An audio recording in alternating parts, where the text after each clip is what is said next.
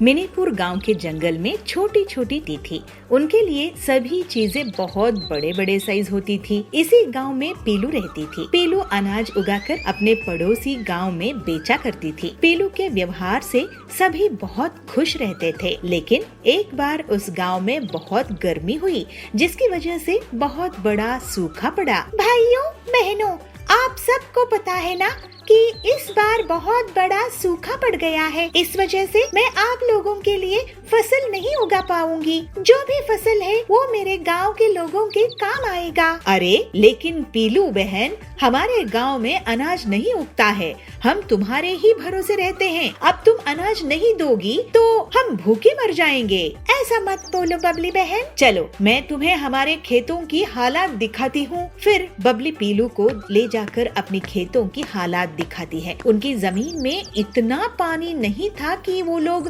खेती कर सके। पता नहीं बहन, अब मैं क्या करूं? अब तो भगवान ही हमारी रक्षा कर सकते हैं। फिर पीलू दुखी मन से वापस जाती रहती है। जंगल में उसे एक साधु महात्मा बेहोश मिलते हैं। पीलू उनकी हालात देखकर घबरा जाती है। वो जल्दी से पास के एक छोटी सी पानी की धारा से अपनी चोंच में पानी भरकर लाती है और उड़ उड़ कर साधु पर डालती है। साधु होश में आ जाते हैं। अरे मुझे किसने बचाया? मैंने साधु जी। अरे तुम तो बहुत ही छोटी हो, तुम्हारी हिम्मत की मैं दाद देता हूँ। नहीं साधु जी, मदद करना तो मेरा फर्ज था। तुमने मेरी जान बचाई है। मैं इस धूप में बेहोश हो गया था। मांगो बेटी, क्या मांगना चाहती हो? मिनीपुर गांव में सूखा आया है। आप मुझे ऐसा वरदान दी कि मैं नन्ही भूखी चिड़ियों की मदद कर सकूं। इसके बाद साधु पीलू के लिए 3 ट्रैक्टर टैंकर प्रकट करते हैं और बताते हैं कि इनका पानी खत्म नहीं होगा। पीलू उन्हें देखकर खुश हो जाती है और उन्हें लेकर जाती है। देखिए बबली बहन, आप लोगों के पानी की परेशानी खत्म हो गई। इसके बाद पीलू उन नन्ही खेती सिखाती है और उनके साथ खेती करती है। साधु के वरदान और पीलू की मेहनत से खेत हरे भरे हो जाते हैं। चलिए अब से आप लोग खुद की फसल उगा सकेंगे और कोई कभी भी भूखा नहीं रहेगा। अब तुम भी यही रहने आ जाओ पीलू बहन, ऐसे बबली आग्रह करती है। सब हंसते हैं और पीलू और बाकी सब लोग बिना किसी तकलीफ के रहने लगते हैं। जामपुर गांव के जंगल में पीलू और सुंदरी 2 पड़ोसन रहती थी। दोनों बहुत अच्छी सहेलियां थी। पीलू एक सीधी साधी साफ मन की गरीब चिड़िया थी, तो सुंदरी एक चालाक और लालची कव्वी थी। दोनों के खेत बगल बगल में थे। एक दिन पीलू का पति बंटी काम से लौट रहा था, तभी उसका एक मोटर कार से एक्सीडेंट हो गया और उसके हाथ पांव टूट गए। पीलू पर घर संभलने का बोझ आ गया था। पीलू अपने पति से कहती है, सुनिए जी, मैं अपने खेत में और ज्यादा मेहनत करूंगी और जो भी कमाई होगी उससे मैं आपका इलाज कराऊंगी। तो बंटी कहता है, पीलू, मैं तुम पर बोझ नहीं बनना चाहता।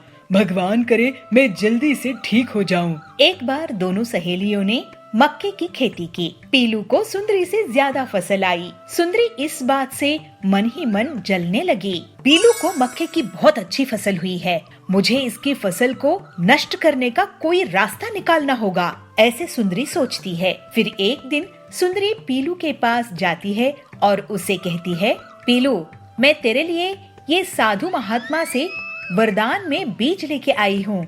ये बीज अगर तू अपने खेत में बो देगी तो तुझे 10 गुना ज्यादा फायदे वाली फसल होगी। पीलू कहती है, अरे वाह सुंदरी बहन, तुम कितने साफ दिल की हो। तुम्हें जो साधु महात्मा से जादुई बीज मिले थे वो तुम मुझे दे रही हो।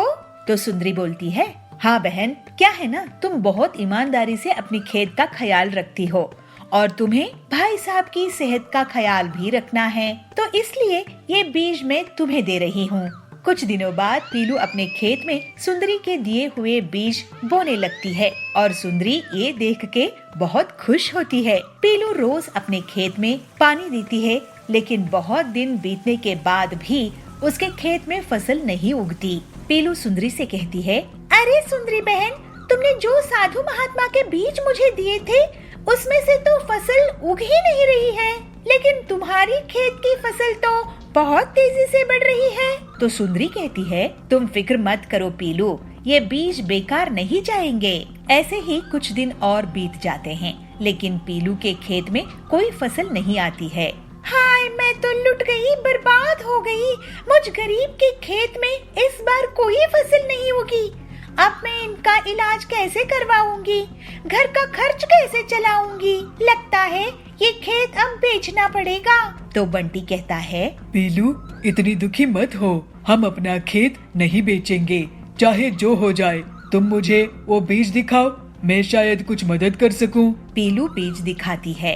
ये देखिए जी, ये है वो बीज। तो बंटी बोलता है, अरे ये बीज नहीं है पीलू, ये मछली के अंडे हैं। सुंदरी ने हमारे साथ चालाकी की है। अब मैं तुम्हें एक आइडिया देता हूँ। बंटी पीलू के कान में कुछ कहता है और फिर पीलू मछली की दुकान में जाकर बहुत सारी मछलियाँ ले आती है।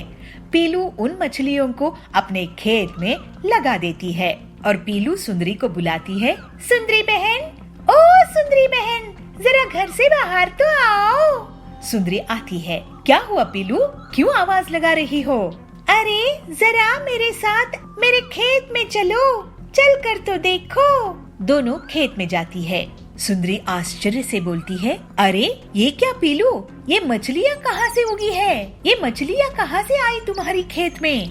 तो पीलू कहती है, ये तो तुम्हारे दिए हुए साधु महात्मा का बीज का कमाल है। ये सुनकर सुंदरी बहुत गुस्से में आ जाती है और वो अपने खेत की फसल को उखाड़ने लगती है और उसे पीलू के खेत की तरफ फेंकने लगती है। तो पीलू कहती है, अरे सुंदरी बहन, ये क्या कर रही हो? अपनी खेत को क्यों बर्बाद कर रही हो? तो सुंदरी कहती है, पीलू मैं भी मछलियों की खेती करूंगी, तुम इस मक्के की फसल को भी अपने खेत की बची हुई जगह में लगा लो। सुंदरी के मछलियों के बीज को बोने के बाद भी उसके खेत में मछलियों की फसल नहीं उगती है।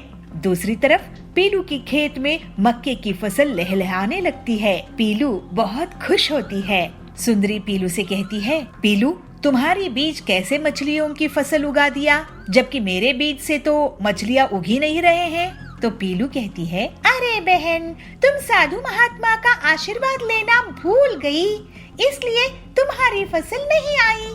तुम उसी साधु महात्मा से आशीर्वाद ले आओ। तो सुंदरी कहती है, पीलू मुझे माफ कर दो, मैं तुम्हें धोखा देकर मछलियों के अंडे दिए। मैं तुम्हारी मेहनत से जलती थी, मेरे पास किसी साधु महात्मा के बीज नहीं थे। तो पीलू कहती है, सुंदरी तुम्हें ऐसा नहीं करना चाहिए था, मेरे पति की जान खतरे में है। तो सुंदरी कहती है, मुझे माफ कर दो बहन, अब मैं ऐसा कभी नहीं करूँगी। पीलू बोलती है, मुझे खुशी है कि तुम सही समय पर सुधर गई। इसके बाद से सुंदरी पीलू के साथ मिलजुल कर रहने लगी और पूरी ईमानदारी से अपना जीवन जीने लगी। इस तरह से पीलू भी अपने पति का अच्छे से इलाज कराकर उसके साथ हंसी खुशी रहने लगी। चुलबुल नगर के गांव में सुंदरी बहुत घमंडी और अमीर जमींदारिन थी। वो गरीब लोगों को ब्याज पे पैसे उधार देती थी और जब गरीब उसे उधार के पैसे लौटा नहीं पाते थे तो वो उनकी जमीन को हड़प लेती थी। ऐसे ही एक दिन बबली उसके पास पैसे उधार लेने के लिए जाती है। सुंदरी सेठानी, आप मुझे 1 लाख उधार दोगी क्या?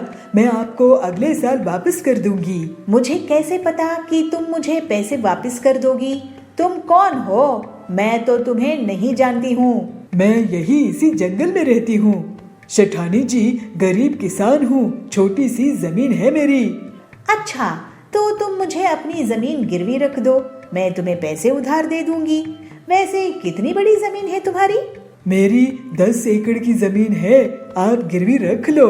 ठीक है, यहाँ अंगूठा लगाकर पैसे ले जाओ, लेकिन याद रखना पैसे नहीं चुकाए तो जमीन मेरी। फिर बबली उन पैसों से खाद और दवाइयाँ लाती है और खेत में दिन रात बहुत मेहनत करके फसल उगाती है। इस बार उसकी अच्छी फसल हुई थी। ऐसे ही एक दिन सुंदरी उसके खेत के पास से निकल रही थी, तभी उसकी नजर बबली की खेत में जाती है। अरे वो टिल्लू, कहाँ घूम रहा है? ये बता कि ये खेत किसका है जिसमें इतनी बढ़िया फसल उगी है? सेठानी जी, ये खेत बबली का है। उसी बबली का जिसने मुझसे पैसे उधार लिए हैं। अरे वाह, इसका मतलब ये जमीन और ये फसल और इसका मुनाफा मेरा हुआ। फिर सुंदरी बबली से मिलती है। क्यों बबली, इस बार तो तुम्हारी फसल बहुत अच्छी हुई है, लगता है बहुत मेहनत करी हो। जी सुंदरी जी, मैं फसल बेचकर आपका उधार लौटा दूंगी। उसके बाद घर में बेटी भी है, उसकी शादी भी करनी है। ठीक है, ब्याज मिलाकर 3 लाख दे देना। क्या? लेकिन मैंने तो बस 1 लाख ही उधार लिए थे सेठानी जी। हाँ तो ब्याज चढ़ा के और 2 लाख हो गए हैं। तुम अनपढ़ गंवार लोग कुछ नहीं समझते। ये तो अन्याय है सुंदरी जी। फालतू की बात मत कर, नहीं तो मैं तुझे घर में भी नहीं रहने दूंगी। मैं आपके पैसे नहीं चुका पाऊंगी। नहीं, आप मेरी जमीन ही रख लो। शाम में बबली अपने घर आई और अपनी बेटी पीलू को रोते रोते सब कुछ बता दी। मैं उस लालची सेठानी को देखती हूँ, वो अपने आप को क्या समझती है। आप चिंता मत करो माँ, अब मैं उससे सभी चिड़ियों की हड़पी हुई जमीन वापस करवाऊंगी। पीलू अपनी सहेली हरी के साथ एक प्लान बनाती है। दोनों सहेलियां एक छोटी सी खेत की जमीन में एक नकली पेड़ लगाती है और फिर उस पेड़ को लाल रंग से रंग देती है। फिर वो दोनों उसकी डालियों में सोने, चांदी, डायमंड्स के गहने चिपका देती है, जिससे ऐसा लगता है कि वो गहने उसी पेड़ के फल हो। अब आएगा मजा, लालची सुंदरी कैसे फंसेगी देखना। इसके बाद पीलू चिड़िया हरी तोती के साथ जानबूझकर सुंदरी के पीछे जोर जोर से बातें करती है। अरे तूने देखी क्या उस लाल पेड़ को जो उस खेत में उगा है? उसमें से फल की जगह गहने उग रहे हैं। नहीं तो चल दिखा मुझे। ये सुनकर सुंदरी पीलू और हरी के पीछा करने लगती है। जब वो दोनों खेत पहुंचते हैं तो अरे क्या ये असली सोने जवाहरात है? सेठानी जी, आप कब आ गई यहाँ? खैर हमने तो हीरे जवाहरात कभी नहीं देखे हैं, आप खुद ही देख लो कि सोना चांदी हीरा असली है कि नहीं। वैसे सेठानी जी, आपको बता दूं कि कल बहुत बड़े जमींदार आ रहे हैं जो इस जमीन को खरीद लेंगे, इसके साथ ये पेड़ भी। ऐसा क्या? तो एक बार मुझे इसके गहने दिखाओ। फिर पीलू और हरी तोती गहने दिखाते हैं। अरे ये तो सही में हीरे हैं, हीरे। चलो अच्छी बात है, अब हम इस जमीन उस शहर वाले सेठ को बेच देंगे। नहीं, ये जमीन तो मुझे चाहिए। लेकिन आपके पास इतने पैसे हैं क्या सेठानी जी? अरे पीलू, तुम गरीब लोग गरीब ही सोचोगे। इसके लिए तो मैं अपनी पूरी जमीन जायदाद बेच दूंगी, लेकिन मैं इस पेड़ की जमीन को खरीद के ही रहूंगी। ठीक है, तो फिर सौदा पक्का। आपकी पूरी संपत्ति के बदले में ये जमीन। ये लीजिए इस जमीन के कागजात, लेकिन पहले आप अपनी संपत्ति के कागज मेरे नाम कर दीजिए। फिर सुंदरी अपनी पूरी संपत्ति, जमीन, जायदाद, गाड़ियाँ, हवेली पीलू के नाम कर देती है और उस छोटी से पेड़ वाली जमीन को बदले में ले लेती है। अगले दिन कुछ लोग उस पेड़ के पास इकट्ठा होते हैं। क्यों गरीब लोग, कैसा लगा मेरा ये गहनों का पेड़? जरा हमें भी दिखाना गहने सेठानी जी। ये देखो। फिर सुंदरी उन्हें गहने दिखाती है। तभी टिल्लू के बगल में खड़े हुए पक्षी के हाथ से उस हार में पानी गिर जाता है और उसका सुनहरा रंग मिट जाता है। अरे ये क्या, पीलू मुझे लूट ली, बर्बाद कर दी। ये तो नकली लोहे की चेन है जिस पर सोने का नकली रंग लगा हुआ था। इस तरह से सुंदरी को उसकी धोखाधड़ी की सजा मिल जाती है और पीलू की मदद से बबली और बाकी जंगल के पक्षियों को उनकी लूटी हुई जमीन वापस मिल जाती है। फिर सब खुशी खुशी रहने लगते हैं।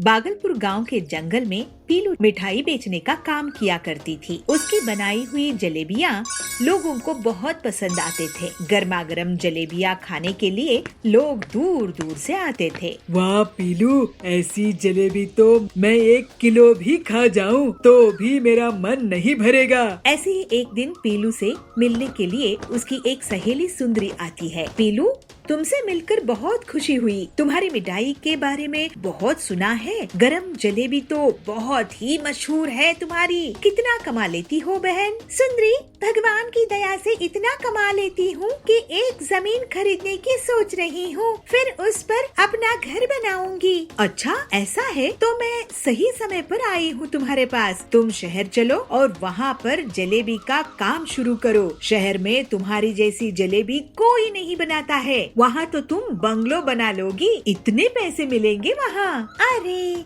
नहीं, शहर तो क्या, मैं तो दूसरे गांव भी नहीं जाऊंगी, वहाँ बहुत खर्चा आता है। अरे तुम चिंता क्यों करती हो बहन, मैं हूँ ना। मेरे शहर में करोड़ों का कारोबार है, पूरा शहर मुझे जानता है। तुम मुझे अपनी दुकान के लिए पैसे दो, मैं तुम्हारे लिए वहाँ व्यवस्था कर दूंगी। फिर तुम वहाँ आकर जलेबियाँ बनाना, लोगों की लाइन लग जाएगी। इसके बाद पीलू अपनी पूरी कमाई सुंदरी को दे देती है और शहर जाने के सपने देखने लगती है। एक हफ्ते के बाद पीलू शहर जाती है। पीलू सुंदरी को फोन करती है, लेकिन सुंदरी फोन नहीं उठाती है। ऐसे ही एक हफ्ते और बीत जाता है, लेकिन पीलू को सुंदरी का कोई पता नहीं चलता है। सुंदरी मेरी बचपन की सहेली है, मैंने उस पर भरोसा करके अपनी पूरी कमाई दी थी, मुझे उसने धोखा दी है। पीलू ये सोचकर रोने लगती है, लेकिन फिर जल्दी ही अपने दुख से उभर जाती है। तुम मुझसे मेरे पैसे ले सकती हो सुंदरी, लेकिन मेरी जलेबी बनाने की कला नहीं। मैं शहर में जलेबी बनाऊंगी। फिर पीलू मेहनत करके रोड के साइड में जलेबियाँ बेचने लगती है और कुछ दिनों में उसे मुनाफा होने लगता है। एक दिन उसे सुंदरी दिखाई देती है। सुंदरी, तुमने मुझे इतना बड़ा धोखा दी हो? मैंने तुम्हें धोखा नहीं दिया पीलू, तुम्हारे जैसे बहुत से लोग शहर में बड़े बड़े सपने लेकर आते हैं, लेकिन सब यहाँ की भीड़ में फेल हो जाते हैं। अगर तुम्हारे में दम है तो अपना रास्ता खुद बनाओ, मैं चली। ये कहकर सुंदरी वहाँ से चली जाती है। पीलू सोचती है कि सुंदरी के धोखे ने उसे एक नया रास्ता दिखाया है कि अब वो शहर के भीड़ भाड़ में भी कुछ अलग करे। अगले दिन से पीलू एक नया आइडिया लगाती है और काली जलेबियाँ बनाना शुरू कर देती है। काली जलेबियाँ देखकर शहर वाले हैरान रह जाते हैं। अरे यहाँ क्या काली जलेबियाँ, मैंने तो कभी नहीं देखी। ये काली जलेबियाँ शुद्ध खोवे की होती है। बहुत पहले मेरे पिताजी इसे गांव में बनाते थे। सच में ये तो कमाल की है माँ। इस तरह से पीलू अपनी होशियारी और मेहनत के दम पर बहुत जल्दी तरक्की कर लेती है। फिर वो हंसी खुशी अपना जीवन बिताने लगती है। मम्मी पापा, हम कहीं जा रहे हैं क्या? मम्मी, हाँ बच्चों, तुम्हारी नानी का कॉल आया था। वो कह रही थी कि बच्चों की स्कूल की छुट्टी पड़ गई है तो उनके पास आ जाओ, इसलिए हम आज ही गांव के लिए निकल रहे हैं। सर्दियों का मौसम चल रहा था। पीहू, हिरन और चुनू बालू की स्कूल की भी छुट्टियां पड़ गई थी। वो दोनों दिन भर खेलते ही रहते थे। उनके साथ उनकी सोसाइटी के बच्चे भी खेलते रहते थे। एक दिन जब वो बाहर से खेलकर घर में आए तो उन्होंने देखा कि उनके मम्मी पापा कपड़ों को बैग में पैक कर रहे हैं। तो इस पर दोनों को उत्सुकता हुई, इसलिए दोनों ने एक साथ पूछा, मम्मी पापा, हम कहीं जा रहे हैं क्या? मम्मी, हाँ बच्चों, तुम्हारी नानी का कॉल आया था। वो कह रही थी कि बच्चों की स्कूल की छुट्टी पड़ गई है तो उनके पास आ जाओ, इसलिए हम आज ही गाँव के लिए निकल रहे हैं। ये सुनते ही दोनों खुशी से झूम उठे। ये हम नानी के पास जाएंगे, बहुत मजा आएगा। दोनों ने जल्दी जल्दी से अपना अपना बैग पैक किया और ट्रेन को पकड़कर नानी के गांव आ गए। वो जैसे ही नानी के घर पहुंचते हैं वैसे ही नानी बाहर निकल कर आती है और पीहू और चुनू को गले से लगा लेती है। अरे मेरे बच्चों, आ जाओ आ जाओ। अरे कितने बड़े हो गए हो तुम तो। आ जाओ, चलो अंदर चलो, तुम्हारे मौसा मौसी, मामा मामी इंतजार कर रहे हैं। चलो चलो। वो जैसे ही घर के अंदर आते हैं वैसे ही पीहू और चुन्नू के मामा मामी और मौसा मौसी उनकी खातिरदारी में लग जाते हैं। अरे मेरे बच्चों, कैसे हो तुम? पिछली बार आए थे तो कितने छोटे थे, अब देखो कितने बड़े हो गए हो। देख पीहू, तेरी मौसी तेरे लिए क्या लाई है, ये तो मेरी फेवरेट चॉकलेट है। थैंक यू मौसी। पीहू और चुन्नू को भी बहुत अच्छा लग रहा था। उन्होंने सबको नमस्ते की। कुछ देर बाद वो अपने खेत पर पहुँचते हैं जहाँ गन्ने की फसल लगी हुई थी। मामा जी मुझे गन्ना खाना है, एक गन्ना दो ना। अरे क्यों नहीं मेरी लाडो रानी, रुको मैं अभी तोड़ कर देता हूँ। मामा 2 गन्ने तोड़कर पीहू और चुन्नू को देते हैं। दोनों बड़े ही मजे से गन्ने का लुत्फ उठाते हैं। उसके बाद वो सरसों का खेत भी देखते हैं। मौसी जी, ये सरसों के फूल तो बहुत सुंदर है, मैं एक फोटो खिंचा लूं? क्यों नहीं, जरूर आओ, मैं तुम्हारी फोटो खींच देती हूँ। मौसी दोनों की फोटो खींचती है। तभी वो देखते हैं कि पास ही के खेत में कुछ गायें और भैंसे घास चर रही हैं। ये नजारा उन्हें और लुभाता है और वो आगे बढ़कर उन्हें चारा देते हैं। खेत को घूमने के बाद वो दोनों घर आ जाते हैं। रात भी हो जाती है। ठंड अब और बढ़ने लगती है। नाना जी, यहाँ पर बहुत ठंड है, मुंबई में तो इतनी ठंड नहीं पड़ती, कुछ करो ना। क्योंकि बच्चों, वहाँ पर खेत खलियान और पेड़ पौधे इतने नहीं हैं जितने यहाँ हैं, इसलिए यहाँ ठंड भी ज्यादा पड़ती है। पर तुम चिंता मत करो, मैं अभी आग जला देता हूँ। नाना जी लकड़ियों को इकट्ठा कर उन्हें जला देते हैं। तभी लाइट भी चली जाती है। ओह, अब लाइट भी चली गई नानी जी, पूरे घर में तो अंधेरा छा गया है, अब क्या करेंगे? मैं अभी लालटेन जला देती हूँ। नानी लालटेन जलाकर ले आती है। उसके बाद पीहू और चुन्नू का सोने का समय आ जाता है, पर वो अपने मम्मी पापा के पास ना सोकर नाना नानी के पास सोते हैं। नानी जी, कहानी सुनाओ ना, मुझे ना आपकी कहानी सुननी है। वो जो हम पिछली बार आए थे तब आपने कहानी सुनाई थी ना, वो मुझे बहुत अच्छी लगी थी। प्लीज वही वाली कहानी सुनाओ ना। कौन सी वाली बेटी, मुझे याद नहीं है, तुम बताओ तो मैं सुना दूं। वही नानी, वही वो कौवे वाली, वो प्यासे कौवे वाली जो आपने सुनाई थी। ओहो, वो वाली कहानी सुननी है तुम्हें? अजी तुम ही सुना दो ना इन्हें। अरे तुम ही सुना दो भाग्यवान। नानी कहानी सुनाना शुरू करती है। दोनों नाना नानी के बीच लेटे हुए थे और कहानी का लुत्फ उठा रहे थे। कहानी सुनते सुनते दोनों गहरी नींद में चले जाते हैं और सो जाते हैं। भागलपुर नाम के एक छोटे से गांव के जंगल में पीलू एक छोटी सी पिज्जा बनाने की दुकान चलाती थी। वो बहुत मेहनत करके अच्छी क्वालिटी की ब्रेड बनाया करती थी और उसी से पिज्जा बनाती थी। पीलू पिज्जा में ताजी चीज और ताजी सब्जियां भी डाला करती थी। पिज्जा बेचकर अपना घर का खर्च चलाया करती थी। उसकी दुकान के सामने कालू कौवे का भी बेकरी की दुकान थी। वो पीलू से बहुत जलता था और एक दिन उसने अपनी दुकान में एक इंटरनेशनल ब्रांड का रेडीमेड पिज्जा बेचना शुरू कर दिया, जिससे पीलू की दुकान में अब लोग कम आने लगे। पीलू को घाटा होने लगा। हे भगवान, कितनी मुश्किल से मैं अपनी दुकान चलाती थी। घर में पिज्जा ब्रेड बनाती थी, घर में चीज बनाती थी और सब्जियां उगाकर पिज्जा में डालती थी। अब मेरा क्या होगा? एक दिन पीलू को दूध सप्लाई करने वाला हरिया तोता पीलू के पास पहुंचता है। अरे पीलू बहन, क्या बात है, आप आजकल दूध का नया ऑर्डर नहीं कर रही हो? पहले तो इस मौसम में 10-10 लीटर दूध मंगवाती थी। क्या बताऊं हरिया काका, कालू की बड़ी दुकान के कारण मुझे बहुत नुकसान हो रहा है। मैं तो अपनी पिज्जा की दुकान बंद करने की सोच रही हूँ। कहीं और जाकर शहर में नौकरी कर लूंगी। अरे ऐसी बातें मत करो बहन, कोई हमें कंपटीशन देगा तो हमें भी उसे कंपटीशन देना ही होगा। ऐसे हार मत मानो। ऐसे तो बहुत बार जिंदगी में परेशानियां आएंगी और तुम हार मानकर कहाँ भागोगी? आप ठीक कह रहे हैं काका, लेकिन आप तो अच्छे से जानते हैं कि मैं कालू का सामना नहीं कर सकती।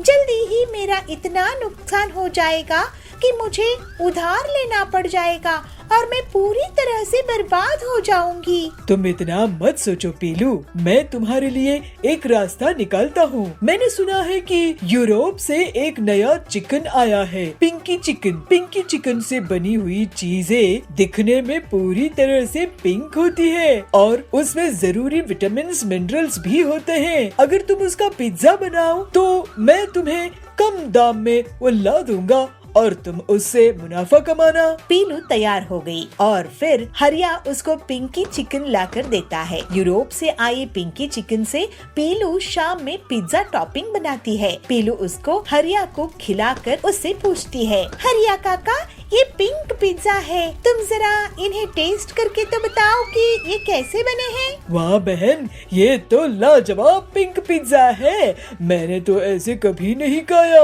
और फिर पीलू अपनी दुकान में पिंक पिज्जा बेचने लगी। उनकी दुकान में लोगों की भीड़ इकट्ठा हो गई। इसके बाद आए दिन उसको हरिया पिंक चिकन सप्लाई करने लगा। पीलू अपने पिंक पिज्जा को बहुत कम दाम में बेचती थी। इसी वजह से कालू कव्वे की इंटरनेशनल ब्रांड की बेकरी अब ठप पड़ने लगी। पीलू के पिंक पिज्जा को अब बड़े बड़े ऑर्डर्स मिलने लगे और जल्दी ही वो बहुत अमीर हो गई। लोग उसके पिज्जास को बड़ी बड़ी शादी और पार्टी में ऑर्डर कर रहे थे। एक दिन फॉर्ड चैनल वाले उसकी दुकान में वीडियो शूट करने के लिए आते हैं।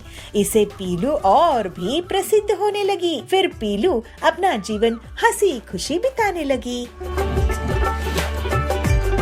और पुलिस की बाइक को ही चुराकर भाग जाता है। ये सब बबलू अपनी बर्तन बाइक से देख रहा था।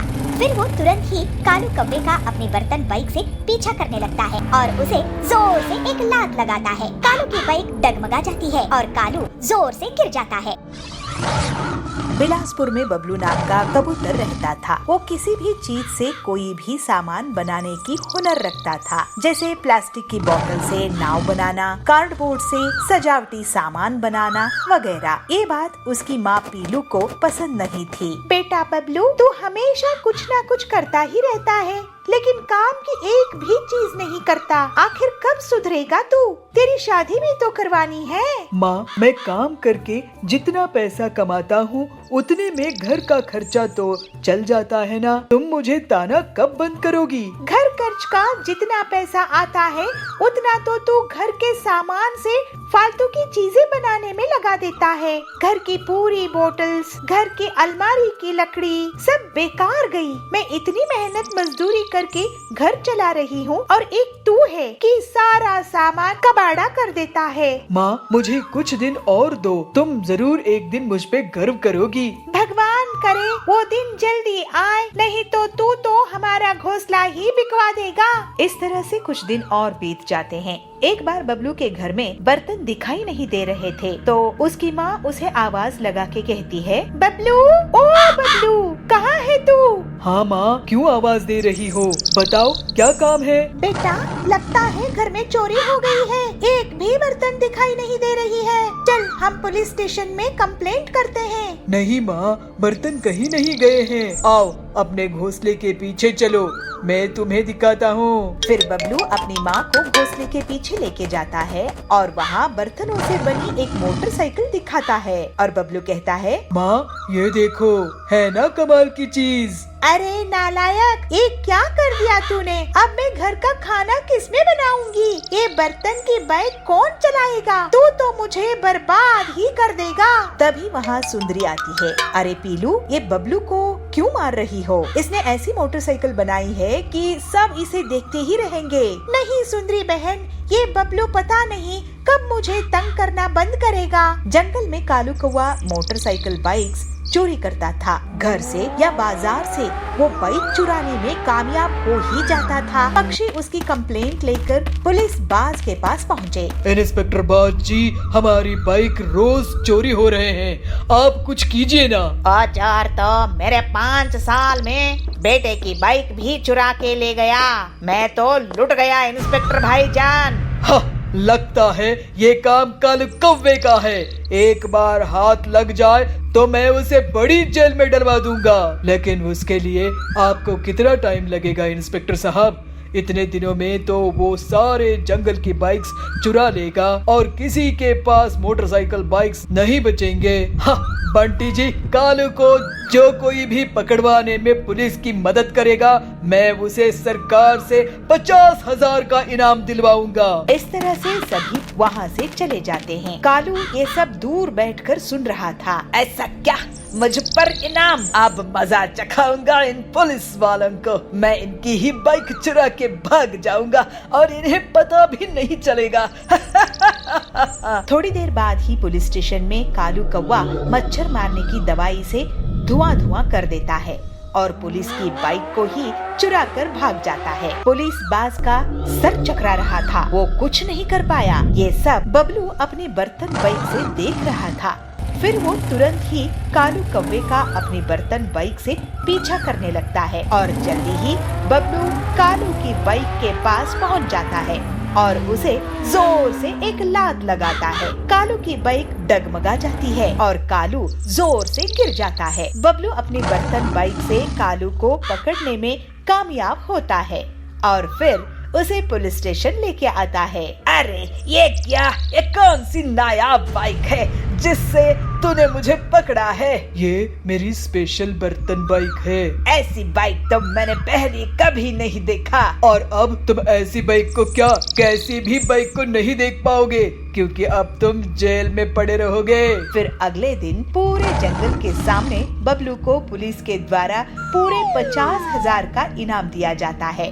बबलू की माँ बहुत खुश होती है और कहती है, वाह बबलू, तूने तो मेरा नाम रोशन कर दिया बेटा। पूरे गांव में तेरी बर्तन बाइक अब फेमस हो गई है और तू भी। इस तरह से अब बबलू के अनोखे काम पूरे जंगल में प्रसिद्ध हो गए। उसके पास अब पैसे आने लगे और बबलू अपनी माँ पीलू के साथ हंसी खुशी रहने लगा।